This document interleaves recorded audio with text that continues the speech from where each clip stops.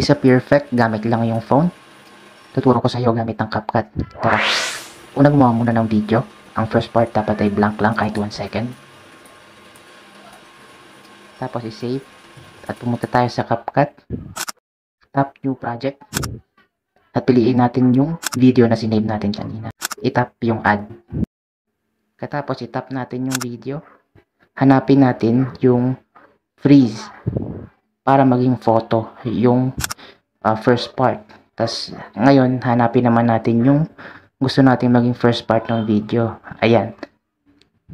So pag napili nyo na yung first part ng video, i-tap nyo lang yung video and then split. Tas i-tap nyo unahan, tas delete. Tas yan, may freeze na tayo, tas yung video natin. Tas hanapin na lang natin yung last part ng video. Tas pag nahanap nyo na, i-tap ang video, then split. Tapos delete natin yung last part. Ayan, hanapin naman natin yung part na nakatalikod na. I-tap natin video, tapos split. Tapos hanapin naman natin yung overlay. Ayan, bumaba na yung video na nakatalikod. Tapos ngayon, i-drag naman natin yung first part na naka-freeze sa huli. Tapos i-drag din natin yung in-overlay natin katapat nung naka-freeze sa itaas. Ayan. Tapos i-tap natin yung naka-freeze, ipantay natin sa naka-overlay. Ayun, i-tap naman natin yung naka-overlay.